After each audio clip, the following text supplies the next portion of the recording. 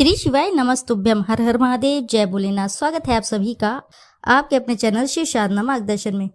भगवान भोलेनाथ की कृपा आपके और आपके समस्त परिवार पर सर्वदा बनी रहे। दोस्तों, आज की इस वीडियो में मैं बात करूंगी मंगलवार को हनुमान चालीसा का यदि आप पाठ करते हैं तो इन बातों का विशेष ध्यान रखना चाहिए। आइए जानते हैं हनुमान चालीसा पाठ करते समय ध्यान रखने वाली बातें और नियम और विधि के बारे में। मंगलवार का दिन हनुमान जी को समर्पित है। माना जाता है हनुमान चालीसा पढ़ने से भगवान प्रसन्न होते हैं और साधक पर अपनी कृपा बरसाते हैं।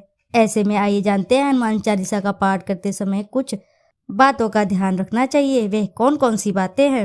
मंगलवार का दिन हिंदू धर्म में बेहद ही खास होता है। यह दिन कलयुग के भगवान कहे जाने वाले हनुमान जी को समर्पित है।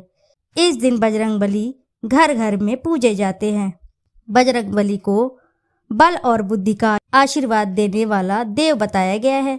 माना गया है कि जो भी भक्त मंगलवार को और शनिवार को हनुमान चालीसा का पाठ करता है उसके पास भूत पिशाच या कोई बाधा संकट भूले से भी नहीं भटकती।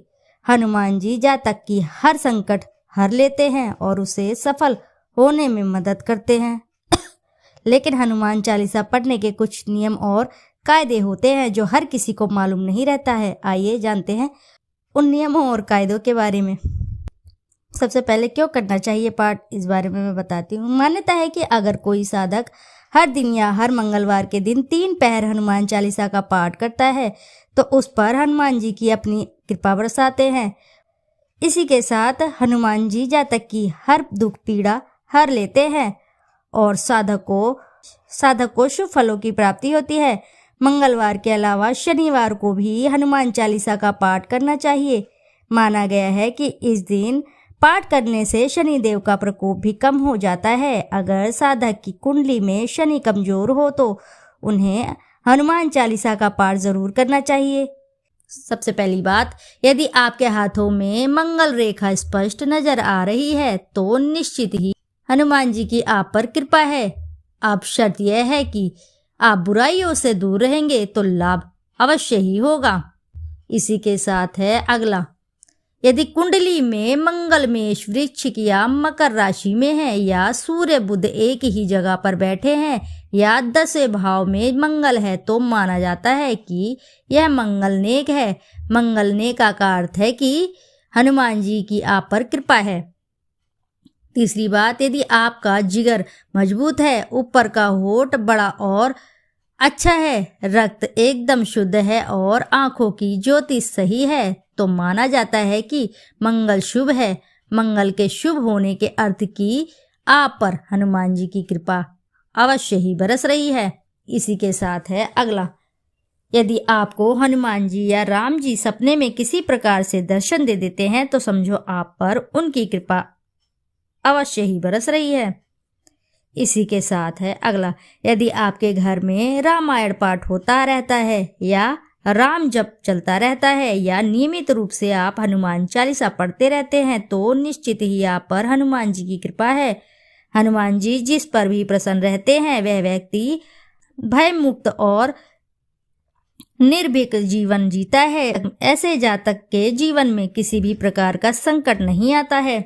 इसी के साथ है अगला, निर्भीक साहसी और शक्तिशाली होकर भी आप नेक न्यायप्रिय और विनम्र हैं तो निश्चित ही आपसे हनुमान जी प्रसन्न हैं। जैसे आप एक अच्छे लीडर या सैनिक, पुलिस या उच्च पदासीन अधिकारी होकर भी विनम्र और सच्चे हैं तो हनुमान जी की कृपा आप पर सदा बनी रहेगी।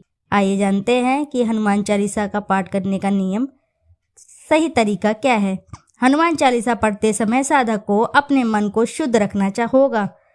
साधक को अपने दिल दिमाग को किसी भी तरह की नेगेटिव बातों से बचाना चाहिए। इसके अलावा इस दिन पाठ करते समय जल्दीबाजी ना दिखाएं। अगर टाइम नहीं है तो सुबह के बजाय शाम को पाठ करें, लेकिन जल्दबाजी में ना करें। वहीं हनुमान जी ब्रह्मचारी थे, इस कारण किसी की जातक को मांस और शराब से दूर रखना चाहिए। अगर आप तामसिक भोजन के साथ पाठ करते रहेंगे तो आपको शुभ नहीं फल मिलेंगे। इसके अलावा किसी भी हाल में पहने हुए गंदे कपड़े पहनकर पाठ नहीं करना चाहिए। इसी के साथ है अगला, जातक को चालीसा पाठ करने से पहले लोटे में जल भर लें।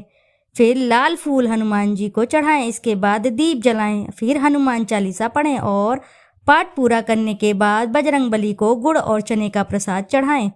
तो दोस्तों ये थे वे कुछ नियम जो आपको मंगलवार के दिन अवश्य ही करने हैं। तो आशा है कि जानकारी से आपको लाभ अवश्य ही प्राप्त होगा।